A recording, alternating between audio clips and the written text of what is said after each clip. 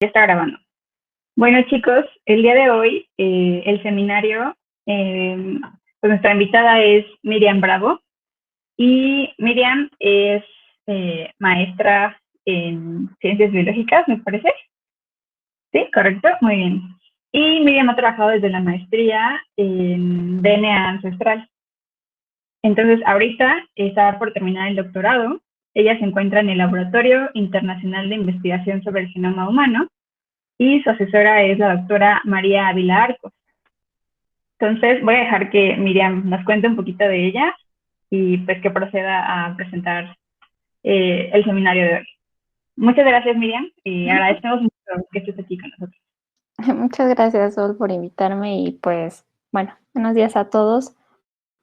Como bien mencionaba Sol, realicé, en realidad desde la licenciatura, les voy a hablar un poquito, y yo tengo formación químico-farmacéutica biológica, yo estudié en UAM, Xochimilco, y después realicé mi servicio social en genética forense y me gustó muchísimo esa área, no encontré un posgrado relacionado con eso y busqué un área relacionado más con antropología molecular y es ahí en donde encontré el laboratorio de justo de esto, de antropología molecular en Facultad de Ciencias. Ahí realicé mi tesis de maestría en análisis de DNA antiguo, de DNA mitocondrial en individuos antiguos de Xcaret.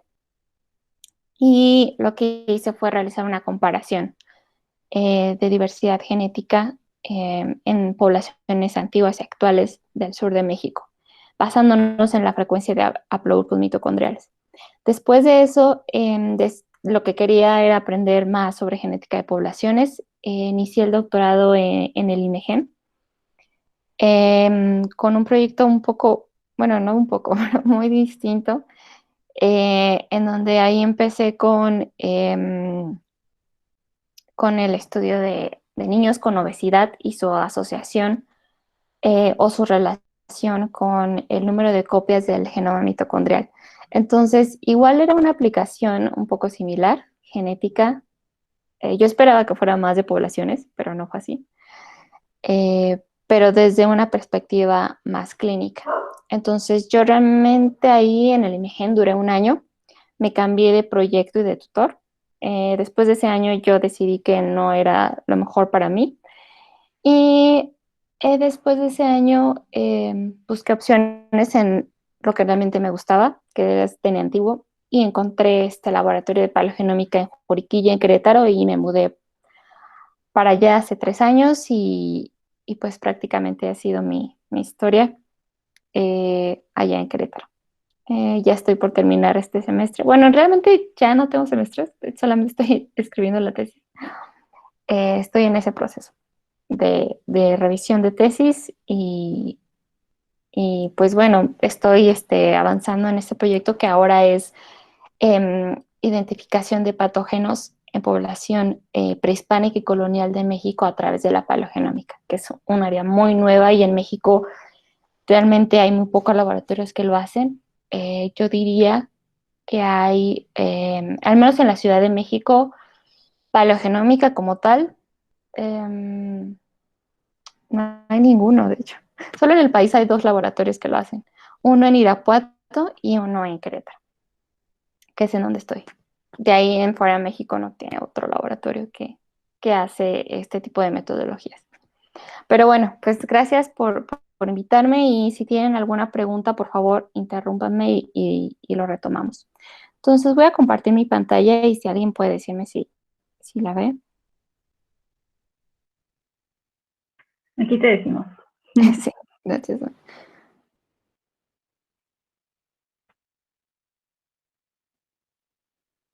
Ya, creo que, no sé si la ven, sí. Sí, súper bien. Muy bien. Gracias. No, de nada.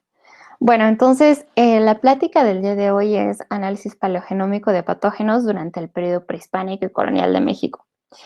Lo que vamos a ver el día de hoy, lo que me gustaría hablarles, para que también nos quede un poco de tiempo para preguntas y comentarios que tengan, Lo que vamos a ver es evidencia histórica y arqueológica de la presencia de enfermedades infecciosas durante estos 2 periodos de tiempo.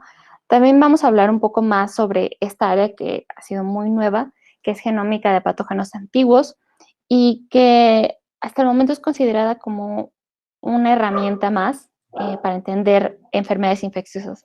Perdón si escuchan a mis perros ladrando, pero a estas horas de la mañana se ponen como muy raras. No hay Pero bueno, problema.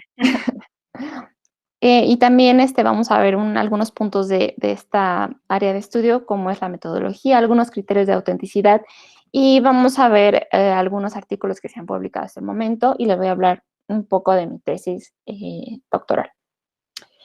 Bueno, pasando ya a la presentación, existe la evidencia histórica y arqueológica y también documental de la presencia de enfermedades infecciosas durante el periodo prehispánico. Se tiene evidencia de la presencia de treponematosis, que aquí les muestro un mapa de México, en donde cada punto representado en el mapa significa los sitios arqueológicos en donde han encontrado estas enfermedades infecciosas. En el caso de treponematosis ha sido identificado en un sitio llamado La Candelaria, en Coahuila, en donde específicamente en este sitio pues se encontraron diversos individuos con lesiones características de este tipo de enfermedad. Y por otra parte, en el centro de México también se tiene la evidencia de la presencia de enfermedad asociadas a la cavidad bucal.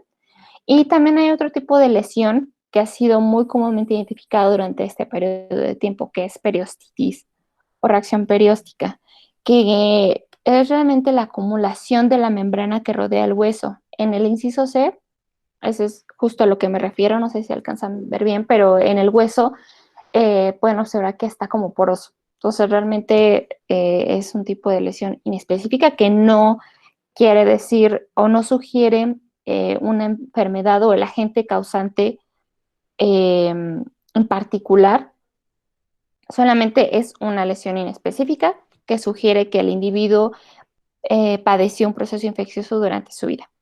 Y también otro sitio que no mencioné sobre treponematosis es en Baja California, en donde igualmente se encontraron diversos individuos con este tipo de lesiones. Y como pueden ver... Oye, Miriam, Ajá, sí. perdón que te interrumpa, pero estamos viendo la presentación como en una vista de todas, o sea, vemos todas las presentaciones Sí, y... exacto. Como Ajá, tipo moderador, ¿no? Había que ajá, compartir la exactamente. otra pantalla. Ajá, sí, porque yo estoy viendo la otra. Gracias por decirme. ¿Ya? ¿Ahora sí? Perfecto. Sí, Muy bien. gracias. No, bien. Bueno, entonces, como les decía, la evidencia de enfermedades infecciosas durante este periodo de tiempo es muy poca. Hay ejemplos puntuales y muy característicos de diversos sitios en México, pero pues, como pueden ver, son estudios muy puntuales. Aquí les muestro los principales. Y bueno, en el inciso A tampoco es algo que no mencioné, que es un tipo de lesión muy característica de treponematosis, que es llamada cariesica. Entonces, como pueden ver, el diagnóstico o la documentación de enfermedades infecciosas durante este periodo es principalmente basada en el hueso, es osteopatológica. Y si nos vamos hacia el periodo colonial, la evidencia es mucho más exacta, mucho más detallada de la presencia de enfermedades infecciosas durante este periodo. Y lo que sí, la idea que se repite en muchas fuentes durante este periodo es que más del 95% de la población en la Nueva España murió a causa de una enfermedad infecciosa. Igualmente aquí les muestro un mapa de México en donde cada punto representa un sitio arqueológico en donde han encontrado la evidencia de distintas enfermedades infecciosas. Como pueden ver, hay una acumulación de estos puntos de colores, principalmente en el centro de México, y esto se debe a que específicamente en esta región de México había una mayor acumulación, había una mayor densidad poblacional. Entonces, es por eso que se sugiere que hubo un aumento de enfermedades infecciosas en esta región. Y como pueden ver, el color morado predomina en estos colores, y este color morado se refiere a una enfermedad llamada Cocolisqui. Este es un término genérico en náhuatl que quiere decir peste, y hasta la fecha no se sabe el agente causante de este brote epidémico. Los síntomas que describen de esta enfermedad realmente son letales. Mencionan que tenían sangrado prácticamente por todos los orificios del cuerpo, así literal se menciona en las fuentes, y los individuos solamente vivían durante 3 días. Y el principal sector de la población que se había afectado pues era la población indígena. Entonces, hasta el momento no se sabe exactamente qué fue lo que lo ocasionó. Y bueno, también tenemos la evidencia de viruela, paperas, sarampión, fiebre tifoidea y cólera. Estos son los principales brotes epidémicos durante este periodo. Y esto es contrastante justo con el mapa que les acabo de mostrar. Entonces, en este estudio de enfermedades infecciosas tenemos esta evidencia histórica, documental, arqueológica, antropológica, que aún así es fundamental en el estudio de enfermedades infecciosas en el pasado, pero una herramienta más que se ha sumado es la paleogenómica, dando lugar a un área de estudio que se le ha llamado genómica de patógenos antiguos. Y como les repito una vez más, es una herramienta más. Realmente no es la panacea, no nos va a resolver todas las dudas o no nos va a resolver todos los cuestionamientos que tenemos sobre las enfermedades infecciosas en el pasado, sino simplemente ha ayudado a esclarecer muchos puntos, y que integrando distintas áreas podemos tener así un panorama general de justo de las enfermedades infecciosas. Y y lo que hace esta área, pues, es básicamente analizar DNA antiguo. El DNA antiguo es el DNA extraído a partir de restos arqueológicos, así de simple. Por el momento no me gustaría meterme muy a profundidad, a menos de que ustedes tengan alguna duda, pero DNA antiguo podríamos hablar casi todo un semestre de DNA antiguo, pero por el momento no me gustaría mencionar detalles extras. Pero básicamente DNA antiguo es cualquier DNA extraído de una materia orgánica depositada en el registro arqueológico. ¿Qué tan antiguo puede ser o a partir de qué fecha es antiguo? Realmente no hay un consenso. Muchos dicen que es DNA antiguo a partir de 10 años. Muchos dicen que es a partir de 20 años. Entonces realmente no hay algún consenso. Esta área es muy nueva, sigue estableciendo criterios, estándares para el estudio de este tipo de muestras, pero bueno, hasta la fecha es lo que sabemos, que lo podemos extraer de restos arqueológicos. ¿Y a partir de qué restos arqueológicos se pueden extraer? DNA antiguo, y que nos ha permitido identificar el DNA de patógenos. El principal sustrato, el estándar de oro, es el diente. Y aquí les pongo una imagen de un diente y cómo se ve en su interior. En su interior, pues, como bien sabemos, pues está conformada la pulpa. La capa exterior es el esmalte, después dentina y pulpa. Realmente en donde se encuentran las células con núcleo, en donde nos va a permitir la extracción de DNA, es el interior del diente, en la pulpa. Al estar de alguna forma protegido o cubierta toda esta pulpa, pues lo que hace es conservar todas estas células y hacerlas menos susceptibles a la contaminación por DNA actual, por DNA moderno, todos esos microorganismos que se encuentran en el suelo, en el sedimento. Entonces, el diente es por eso que es un sustrato ideal, además de que también el diente está en contacto con la circulación sanguínea. Entonces, digamos que un individuo, si tuvo una infección sistémica, pues el DNA de este patógeno estuvo en constante circulación y obviamente estuvo en contacto con el diente, con toda esta circulación del diente, y ese DNA, pues, al pasar los años, se puede mantener ahí, justo en la cavidad oral, justo en el interior del diente. y es por eso que al pasar los años pues está conservado y es posible extraer el DNA y pues es posible identificar el DNA de este patógeno. También otro sustrato que ha sido muy interesante y que ha tomado importancia recientemente es el cálculo dental, que realmente es la placa fosilizada en donde se acumula restos alimenticios y dentro de esta placa fosilizada también se ha visto conserva realmente todo el microbioma oral. Y, y bueno, estos son los dos sustratos que han sido ampliamente utilizados en el análisis de DNA de patógenos.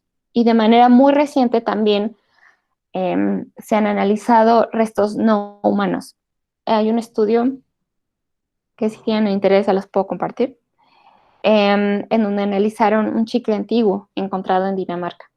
Entonces, a través de este chicle lograron reconstruir el microbioma oral de la persona que masticó el chicle. Incluso esta persona lograron identificar que era una niña. Y es un estudio muy curioso porque hacen toda una reconstrucción fenotípica también de la niña que masticó el chicle. Entonces está muy interesante. Y es un ejemplo en donde una muestra arqueológica no humana pues puede ser también muy, muy importante y nos puede permitir reconstruir muchas historias que antes, que hace al menos algunos años, pues realmente no se imaginaba encontrar estos resultados. Y estos son algunos de los ejemplos donde se ha podido extraer DNA antiguo para identificar patógenos. También hay otros tipos de sustratos que se han analizado en el análisis de DNA antiguo. Claro, hueso. También es muy factible el hueso, pero el hueso hay que recordar que es muy poroso y es mucho más lábil a toda esta contaminación que les mencionaba de todos estos microorganismos que se encuentran en el sedimento. Y bueno, ¿hasta ahorita todo bien? ¿Tiene alguna duda?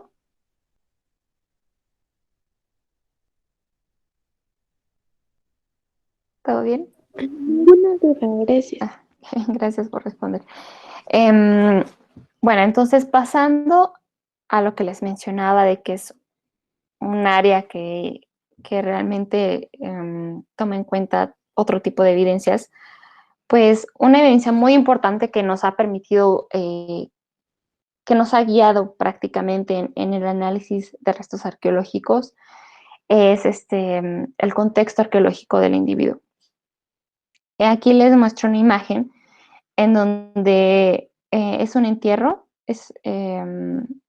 múltiple, en donde de acuerdo a la evidencia arqueológica se dice que es una fosa común, en donde como pueden ver hay esqueletos de manera desorganizada, de manera al azar, hay una acumulación entre los mismos y justo estas características dentro de un entierro nos pueden indicar que estos individuos murieron a causa de un brote epidémico.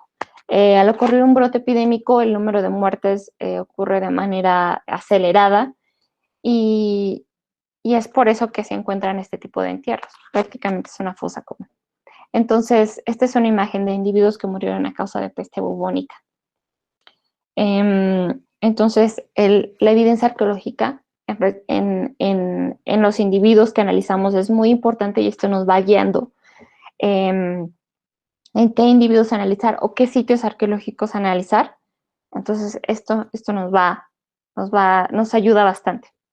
Y otro tipo de evidencia que también nos ha ayudado es la evidencia osteológica, osteopatológica que les mencionaba en el principio en el mapa, en donde hay ciertos patógenos que pueden dejar lesiones en el hueso, dejan de alguna forma huellas. Muchas veces este tipo de lesiones son inespecíficas y realmente es muy difícil hacer un diagnóstico diferencial. Diferencial me refiero a que las lesiones que puede ocasionar el Mycobacterium leprae son muy similares a las de Mycobacterium tuberculosis. Entonces, ahí se vuelve mucho más complicado basarse en un solo tipo de evidencia. Y es por eso que buscamos integrar distintos tipos de evidencias. Y aquí en esta diapositiva les muestro un ejemplo de las lesiones que puede causar Mycobacterium leprae, que es caries Zika, tuberculosis.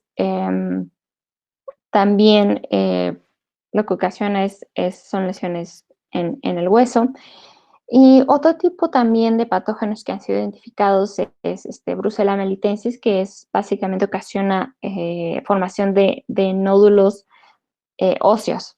Y también hay diversos estudios moleculares en donde han logrado identificar este patógeno en este tipo de sustratos en nódulos óseos.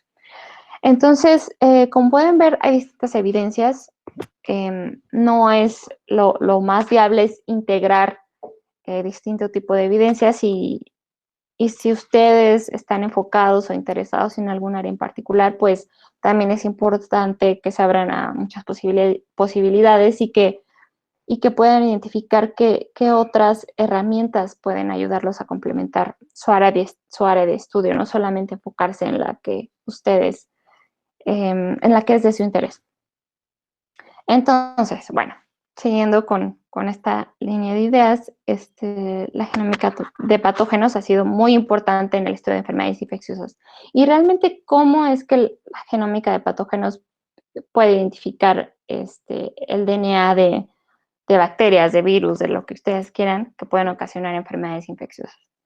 Entonces, bueno, lo que hacemos en el laboratorio en donde estoy, y es realmente una metodología estándar, es extraer el DNA a partir de diente. En el laboratorio hemos extraído a partir de diente, de cálculo dental, también de tejido momificado, de fragmentos de hueso, de costilla. Creo que es lo único. Bueno, de sedimento también. Sí, que estos son los sustratos que se me vienen a la mente. Pero bueno, estos son los que hemos analizado en el laboratorio. Realizamos un método de extracción bajo condiciones muy estrictas. Aquí debí haberles puesto una diapositiva de eso, pero se me pasó. Pero les comento algo rápidamente, que el análisis de DNA antiguo requiere cuidados requiere muchos cuidados. Tenemos un laboratorio exclusivo para el análisis de muestras arqueológicas. Está totalmente separado del laboratorio en donde analizamos DNA actual. Incluso si entramos al laboratorio de DNA moderno, tenemos que cambiarnos de ropa y bañarnos para ingresar al laboratorio de DNA antiguo.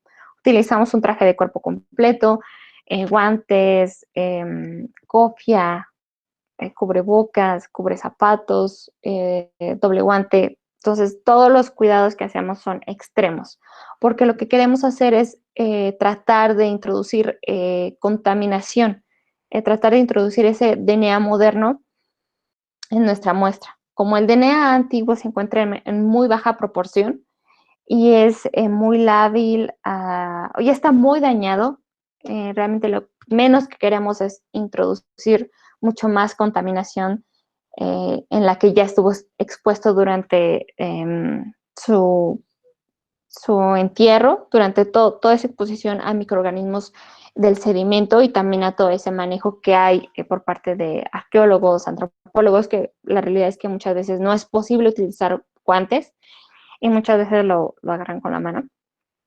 Entonces lo que queremos hacer es, una vez que llegue al laboratorio, tratar de controlar todos esos factores y qué es la disminución de DNA contaminante actual. Entonces hacemos la extracción de DNA, que realmente dura 2 días. Dejamos, el proceso inicia, digamos, un lunes.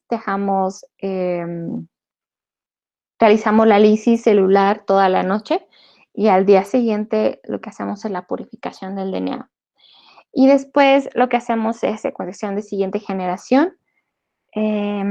Construimos librerías y a partir que, bueno, esto imagino que ya lo vieron durante todo el semestre y lo dominan muy bien, lo que hacemos es secuenciación de tipo shotgun y a partir de los análisis bioinformáticos podemos seleccionar la parte humana y la parte no humana. La parte no humana es lo que a mí justo me interesa. Y a partir de la parte no humana, lo que hacemos es saber exactamente qué hay. Queremos saber exactamente qué hay, una clasificación taxonómica que igualmente me imagino que ustedes ya lo vieron. Y esta clasificación taxonómica realmente consiste en lo que ya han visto, es una comparación con una base de referencia y lo que hacemos es identificar nombre y apellido de los organismos. En el área de DNA antiguo hay programas muy específicos de esta área. Aquí les muestro algunos que han sido utilizados en análisis de patógenos antiguos como MALT, Kraken, Metaflan y este programa muy reciente, en donde pues básicamente el fundamento es el mismo. La única diferencia es que Kraken, pues me imagino que ya lo vieron, utiliza cámeros, palabras pequeñas y lo compara con una base de referencia. Metaflan, genes marcadores de una sola copia. Y Malt es una mezcla entre Kraken y, y una base mucho más grande de referencia. Y Hobbes también realmente es la mezcla de Malt con otros parámetros distintos, pero bueno, en general estos son los programas que han sido ampliamente utilizados en esta área. Y como pueden ver, son muy específicos. Y un paso esencial que es clave en este tipo de área, en el análisis de DNA antiguo, es cómo sabemos que es realmente antiguo y no es un patógeno del sedimento o es actual. Lo que hacemos es identificar, aquí les muestro una gráfica que no sé si logran ver bien, pero realmente lo que hacemos es una estimación de la frecuencia de cambios nucleotídicos, de citosina por timina, que representa el color rojo, y de la frecuencia de cambios de guanina por adenina. Entonces, lo que hacemos es determinar la frecuencia de estas bases nucleotídicas justo en los extremos de las lecturas. Realmente me gustaría que se quedaran con que estimamos la frecuencia de cambios nucleotídicos y se ha visto que en todas las muestras de DNA antiguo tienen una alta frecuencia de timinas y una alta frecuencia de adeninas. Esto se ha visto en todos los análisis de DNA antiguo. Es el estándar de oro para determinar si es antiguo o no. ¿Alguien quiere decir algo? ¿No? ¿Alguna No, duda? todo bien. ¿Alguna Creo que duda? en el chat. Ah, ya. No, en el chat dicen que todo bien. Bueno, entonces, gracias. Entonces, en esta área lo que hacemos es identificar este tipo de cambios nucleotídicos, son característicos del DNA antiguo, eso ha sido siempre en todos los estudios, si buscan estudios de DNA antiguo van a encontrar este tipo de gráficas, que realmente es eso, estimación de la frecuencia de cambios nucleotídicos. Y lo mismo pasa en patógenos, también los patógenos tienen este tipo de patrón. Y bueno, muchas veces algunas estrategias que se utilizan es la secuenciación a una mayor profundidad para tener una mayor cobertura de los patógenos y también otro tipo de estrategias que se les llama captura y enriquecimiento, que realmente si lo simplificamos, el fundamento es enriquecer el patógeno que es de tu interés por medio de secuencias que tú sintetizas, que son homólogas a tu genoma de referencia. Digamos que es como un PCR, es realmente el mismo fundamento de PCR, pero el extracto final se manda a secuenciar. Realmente es lo mismo. Y bueno, son distintas estrategias, pero en general, pues esto es los pasos principales que seguimos. No sé si hasta ahorita tienen alguna pregunta. ¿No? ¿Todo bien? Todo muy bien, muchas gracias. Gracias por responder. Bueno, y siguiendo un poco más con los criterios de autenticidad, algo también muy clave que hacemos y que es muy importante para este tipo de estudios es al momento de hacer el mapeo, lo que buscamos es una distribución homogénea entre el genoma de referencia y nuestra muestra, nuestras secuencias de DNA. Buscamos que estén distribuidas, ya que si están acumuladas en una sola región, ¿ustedes qué creen que sea? Digamos que tenemos una muestra arqueológica en donde hacemos el mapeo, por ejemplo, con Mycobacterium tuberculosis. En una muestra sabemos que todas esas secuencias, todas esas lecturas se alinean de manera distribuida a lo largo del genoma de referencia. Pero otra muestra muestra este patrón, que solamente esas lecturas se acumulan en solamente una región del genoma de referencia. ¿Ustedes qué dirían al respecto?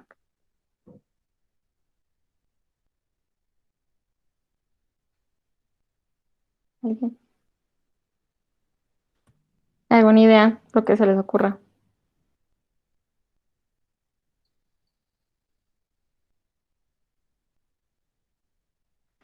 Por ahí ¿Nadie? hay una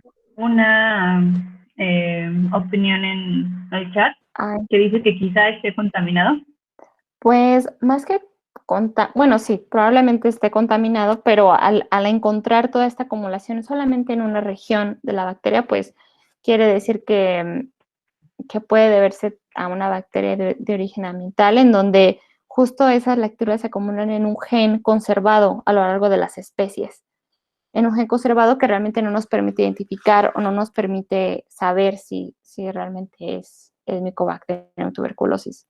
Puede ser otro tipo de Mycobacterium, probablemente ambiental, pero sí, realmente eso es. Y bueno, otra característica importante, justo lo que les mencionaba, es el patrón de daño. Una muestra que no es antigua, vemos el patrón muy característico del inciso A, donde realmente no vemos una frecuencia muy baja o ausente de estos cambios nucleotídicos que les mencionaba. Y también se ha visto muestras que tienen este patrón muy intermitente a lo largo de todos estos cambios son muy intermitentes a lo largo de todas estas secuencias, entonces realmente no podemos saber si es antiguo o no. El B es realmente lo único que nos indica que es antiguo o no. Y bueno, hasta ahorita tienen alguna pregunta.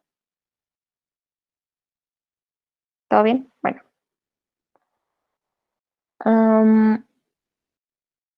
Y bueno, pues esta área ha crecido muchísimo en los últimos años.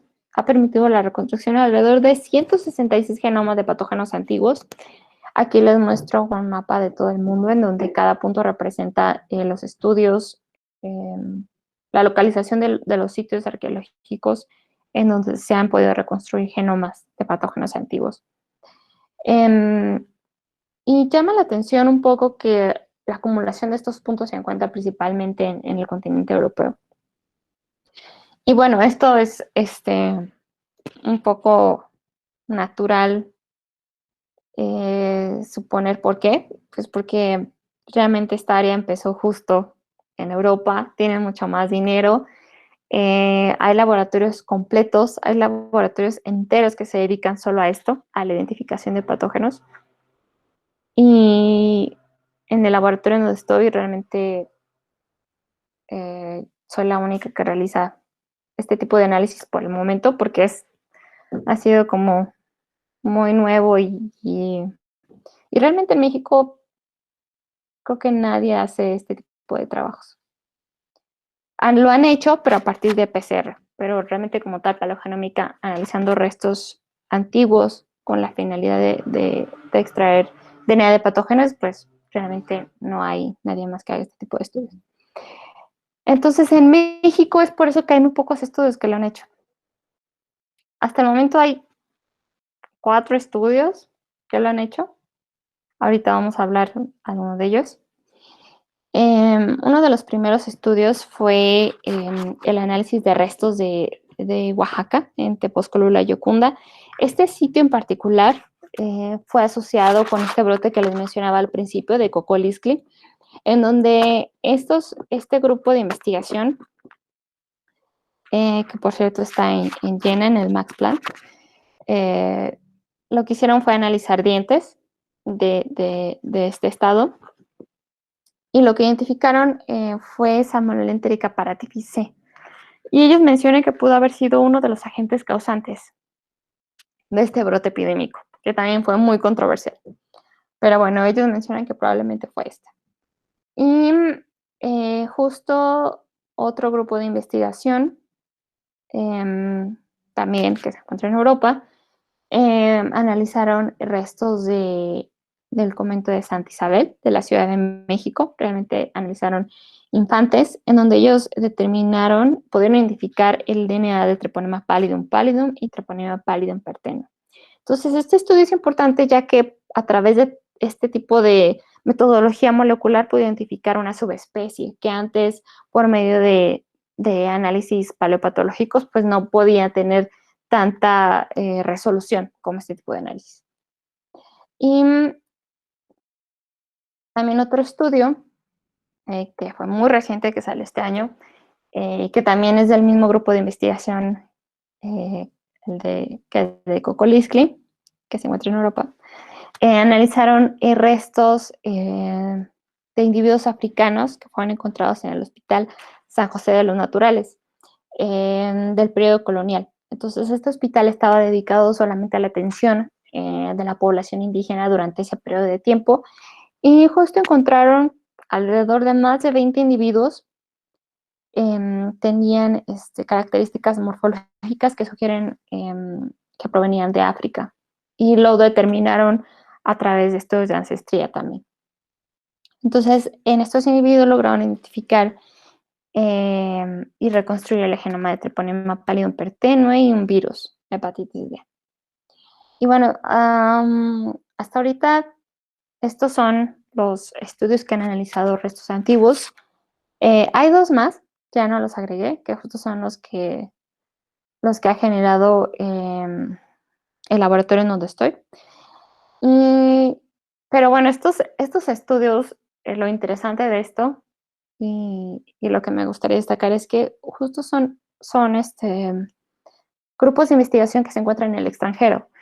Y muchas veces lo que hemos visto es que lo que está ocurriendo mucho es que justo las muestras son exportadas, son trasladadas a otros países en donde pues obviamente pues sí tienen una mayor facilidad para analizar restos arqueológicos, pero lo interesante es que muchas veces los arqueólogos o antropólogos prefieren mandar las muestras al extranjero, y muchas veces pues sí, la justificación es de que, bueno, ellos publican mucho, ellos están en el extranjero, y muchas veces tenemos esa creencia, no sé si ustedes lo han visto o no, pero siempre mencionamos como de, bueno, es que se hace en el extranjero, entonces ellos sí saben, ellos son mejores, y bueno, eso es algo muy común en esta área. Pero afortunadamente en México pues ha crecido mucho esto, ha aumentado el número también de recursos humanos que estamos capacitados para hacer este tipo de análisis y procesar las muestras. Entonces, bueno, un pequeño paréntesis. Y bueno, en resumen, pues el estudio de patógenos antiguos, el estudio de enfermedades infecciosas necesita un enfoque multidisciplinario.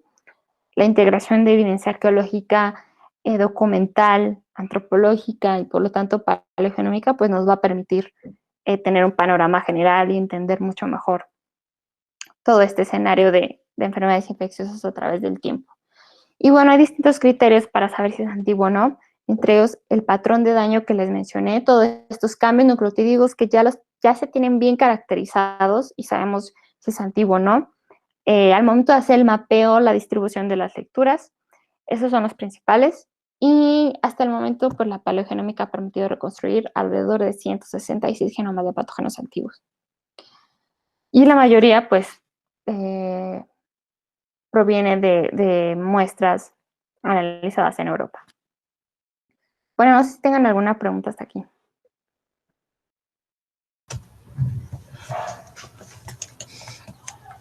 Bueno, Adrián tiene una duda. Sería la duda de Adrián. La información de los códices, ¿qué tan útil es para el estudio de los patógenos? Como el códice de la cruz para el Coccolistli. Pues realmente es muy útil. O sea, este tipo de evidencias son invaluables para este tipo de estudios. Desafortunadamente, hacer fuentes documentales, pues sí están sujetas a un sesgo, a un sesgo en cuanto a la traducción, desde la traducción hasta quién lo escribe. Hay también fuentes muy interesantes de ciertas personas que escribían los códices, que realmente es una interpretación de estas personas y que no es como una información subjetiva. Entonces también está sujeto a este tipo de sesgos, en donde no es una fuente muy confiable, pero sí es muy valiosa, no solo basándote en ella, sino sumándola a todo este tipo de evidencia que tienes. Gracias, dice Adrián. Pues, Oye, ajá, sí. ¿qué tan pequeños estos fragmentos de DNA, qué tan pequeños pueden ser para detectar la identidad del organismo del organismo que Ajá. están secuenciando? Sí, pues hay un consenso, se dice que puede ser de 60 a 70 pares de bases. Hay Es muy algunos pequeñito. estudios desde 50 pares de bases. Sí, o sea, realmente el tamaño es súper pequeño y ya algunos estudios, si es mucho más grande, de 70 pares de bases, pues incluso ya es como una duda si es DNA antiguo o no. Oh, ok. Entonces, de hecho, la fragmentación es una característica clave también en el análisis de DNA antiguo. Ah, mira. Sí, sí, estuvo muy bien tu O sea, pregunta. no solo es difícil a fuerza, ¿no? Vamos a identificar Sí, algo que es pequeñito, pero no puede ser más grande porque si no ya no confías. sí, exacto. Este análisis es como, tiene muchos factores en contra. O sea, realmente la muestra que obtenemos está muy degradada en pocas proporciones. Realmente en una muestra antigua se dice que menos del 1% representa el análisis, representa ADN antiguo. La mayoría está representado por organismos de origen ambiental. Sí, entonces tiene muchos factores en contra. Y es por eso que también estas tecnologías de siguiente generación pues vinieron pues darle al siguiente paso y abrieron la ventana a Sí. muchos tipos de análisis y muchos estudios, porque primero pues la metodología predominante era PCR. Entonces, y hasta la fecha se sigue haciendo. Algunos laboratorios, en particular en Facultad de Ciencias, en el Laboratorio de Antropología Molecular, pues siguen ocupando PCR, porque la realidad es que secuenciación de siguiente generación es muy costosa. Esa es la realidad y Ujú. no todos los laboratorios tienen todo este Acceso. financiamiento. Y pues el PCR no te puede decir si es antiguo o no, pero bueno, al menos es la metodología que tienen a la mano y que ha permitido de alguna forma avanzar en pasos pequeños esta área, pero sí, esa es la realidad. Muchas gracias. Yo creo que el tiempo, bueno, no sé, ya no alcanzaría para más. Decía hablar un poco de mi proyecto, pero igual otra ocasión, porque no me gustaría decirles como que algo. Bueno, igual solo les voy a mencionar algo rápido, Sí, por favor.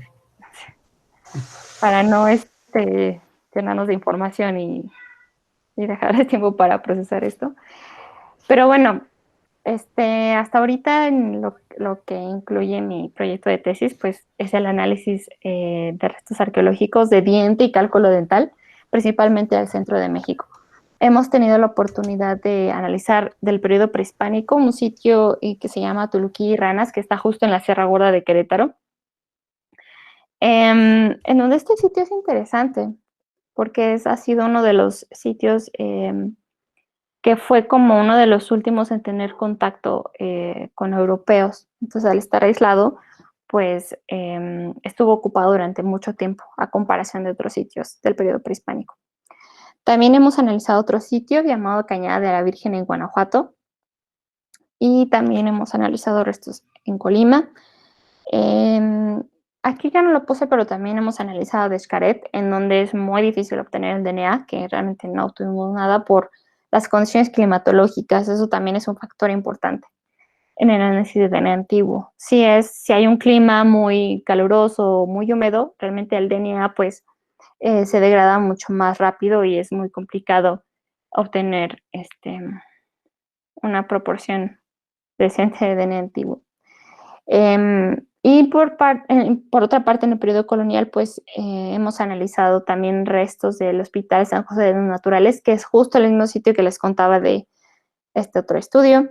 En Querétaro también hemos analizado restos y también en la Conchita, Coyoacán, en esta iglesia de la Conchita, en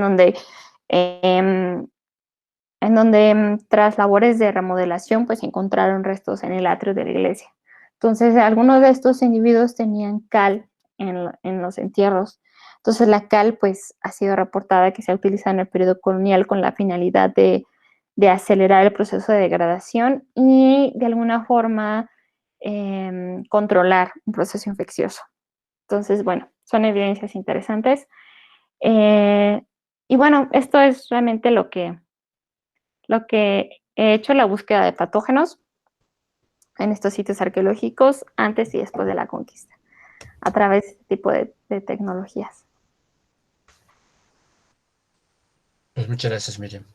Sí, no, de nada. Pues no sé si tengan alguna pregunta.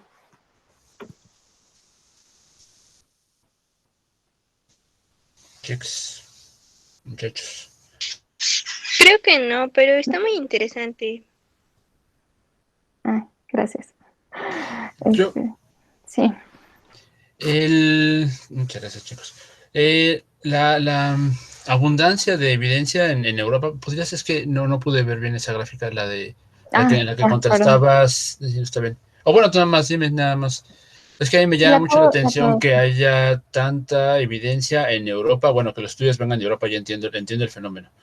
Pero aún así, siento que o sea, uno pensaría que hay más evidencia en, no sé, lugares como China, Australia, en el centro de México, ¿no? Como estos lugares donde hay. Sí.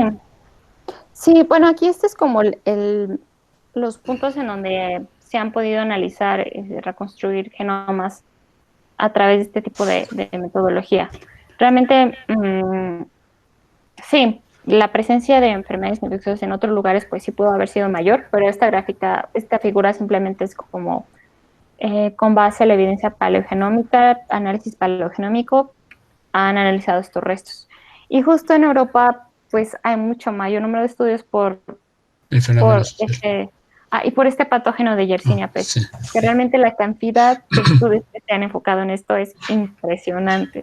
Mm. O sea, realmente es lo que más se ha analizado en Europa por la peste bubónica. Pero realmente es por eso, sí, solamente Ok. es como los estudios de análisis paleogenómico. Sí, entiendo. Ok, está bien interesante, ¿no? Saber el interés es alrededor de la peste bubónica. Ujú, exacto. Sí, ese es el interés y bueno, ya después, estos laboratorios tan grandes realmente pues ya no encontraron muchas muestras por analizar, pues ya se están recorriendo a otros países como México.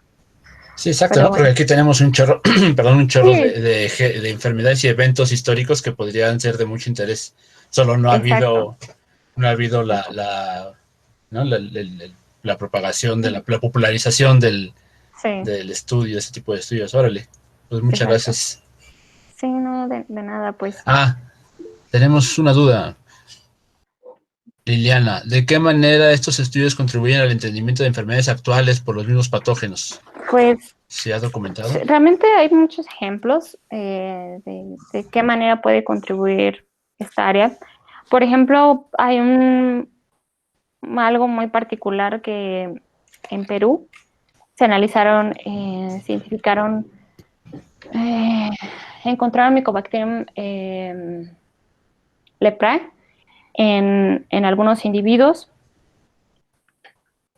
y después encontraron, al hacer un análisis filogenético, encontraron una cercanía entre estas cepas que encontraron en individuos antiguos con cepas que provenían de focas.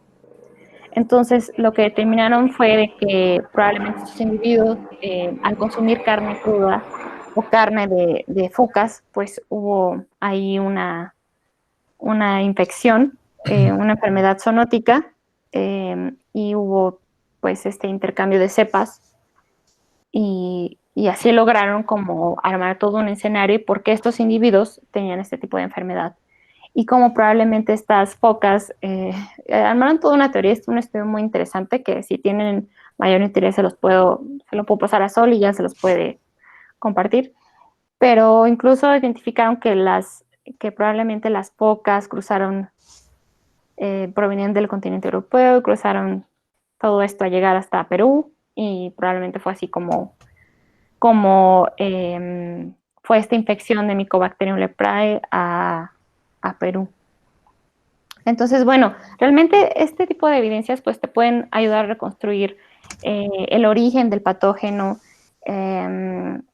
si hay una diferenciación entre distintas poblaciones de distintas localizaciones geográficas, si fue una misma cepa, si fue una distinta cepa, si hubo un reemplazo de cepas antes y después de la conquista, por ejemplo. Hay muchos ejemplos puntuales, pero en general yo creo que esta área pues te permite estudiar las enfermedades infecciosas a través del tiempo y así entender un poco más sobre la evolución del patógeno y cómo ha sido probablemente su cambio en regiones del genoma, en particular si los mecanismos de patogenicidad y virulencia han cambiado y qué ha provocado estos cambios también. Incluso también hay estudios en donde han estudiado esta parte del hospedero, interacción hospedero-patógeno. También, también otra área muy interesante son los virus que se han podido identificar a partir de restos antiguos. Entonces, de manera puntual, pues te ayuda a reconstruir desde su origen, mecanismos de patogenicidad, pérdida de genes, ausencia de genes, que son importantes en la adaptación para infectar al ser humano. Órale, está padrísimo, ¿eh? Sí, por ahí creo que había una mano levantada. No sé si aún haya esa duda. Hola, ¿qué tal? ¿Me escuchan? Sí. Sí. Súper bien. Bueno, comentabas hace un momento sobre que el ADN que puedes encontrar en los dientes puede estar contaminado por bacterias o por cualquier otro bicho pues ambiental, ¿no? ¿Cierto? Entonces yo me estaba preguntando, bueno, comentabas que esa es una dificultad para poder identificar patógenos antiguos. Pero yo supongo que dentro de su material genético debe haber patrones de secuencias genéticas que le permiten al patógeno en cuestión invadir al humano. Y esas secuencias yo me imagino que no estarían presentes en las bacterias del ambiente. Entonces, no sé si sepas si hay como algún estudio o algún tipo de trabajo que se encargue de poder encontrar patrones de las secuencias que estén pues asociadas a proteínas que puedan facilitarle al patógeno invadir al humano. Ya. O no sé si se podría hacer. Sí, bueno. O sea, si entendí bien, el comentario es si hay una predominancia de bacterias de origen ambiental, ¿de qué otra forma podemos saber si hay una especialización de bacterias antiguas a la infección del hospedero? Sí, exactamente. Ya. Pues sí, realmente hay varios estudios. Bueno, de entrada, para identificar para discernir de las bacterias de origen ambiental a las antiguas, pues el primer paso es el patrón de daño que les mencioné, estos cambios nucleotídicos. A partir de eso, pues ya descartamos todas esas bacterias de origen ambiental. Y en cuanto a la especialización, sí hay en bacterias antiguas, hay algún estudio, justo este estudio que analizó, que identificó Salmonella entérica para TIFIC en restos de Oaxaca, en donde ellos identificaron la ausencia de una isla de patogenicidad. Entonces, también otro estudio que se me viene a la mente es Yersinia pestis. Justo identificaron una ausencia de un gen que era muy importante, que era muy esencial para la infección de los seres humanos, en donde ellos mencionan que al tener la ausencia de este gen, probablemente en la antigüedad pues era menos patógeno o no tenía la necesidad de tener otros mecanismos para promover su infección en el ser humano. Entonces, hay ejemplos de Yersinia, Salmonella entérica también. Se dice que la ausencia de se me fue la palabra. Bueno, de esta región del genoma, pues probablemente se debe a que en la antigüedad pues no tenía esta capacidad tan agresiva o no tenía la necesidad tan agresiva de tener otros mecanismos adicionales para infectar al ser humano. Pero sí hay varios ejemplos de estudios en donde buscan justo esto, la ausencia y presencia de genes particulares o regiones del genoma de patógenos que de alguna forma pues se han adaptado o han promovido la infección, que sí es muy distinta a poblaciones actuales y antiguas. O sea, sí hay una diferencia a la especialización de algunas regiones, digamos, del genoma. Ok. Pero sí, igual a Sol le puedo pasar como artículos puntuales y si te interesa leer algo así, pues se lo Eso puedo es súper padrísimo, de verdad. Muy interesante Sí, está muy interesante. todo eso que haces. Sí, gracias, Jorge. Muchas gracias por tu No, bueno, presentación. Bye. sí, Ok, gracias. hay dos dudas más. No sé si A podríamos ver. responderlas así rápido, porque sé que tienen clase los chicos después. Entonces, hay muchas culturas prehispánicas que aún no se explica por qué desaparecieron de sus lugares de origen. ¿Esto aporta nuevas hipótesis de estos lugares? Sí, pues hay,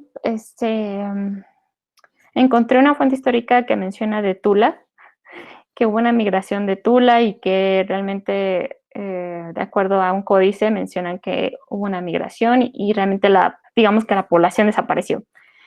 Muchas, hay distintas fuentes que dicen que fue causa de una enfermedad infecciosa. Y pues justo estos estudios también ayudan a eso. Si hay una evidencia histórica que dice esto, pues lo que hacemos es ir directamente a ese sitio. Y si hay restos humanos que se han encontrado en este sitio, pues podemos analizar desde la parte humana y a partir de la misma muestra, pues podemos identificar la presencia de patógenos. Pero sí, también integrando estas evidencias, pues puedes contribuir a generar nuevas hipótesis, que justo es eso.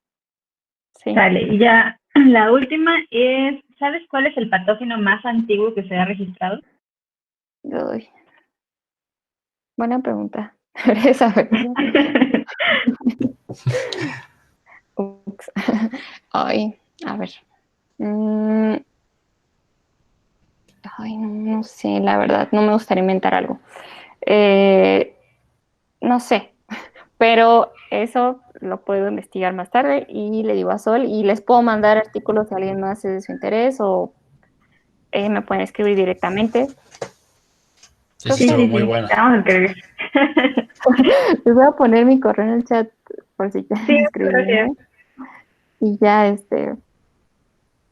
em, les mando información, pero sí, esa pregunta queda pendiente. Gracias, Sale, Víctor. muchas gracias, No, Miriam. pues de Muchas nada, gracias, Miriam. no, de nada, que estén muy bien. Está Bueno, padrísima tu investigación. Te deseamos todo el éxito del mundo ahorita con la escritura de tu tesis y te gracias, mandamos Sol. muchos abrazos virtuales. Muchas gracias, Sol. Igualmente, que estén muy bien todos. Estuvo muy interesante, Miriam. Gracias. Hasta pronto. Vale, muchas Gracias, gracias. Adiós. Bye, chicos, bye.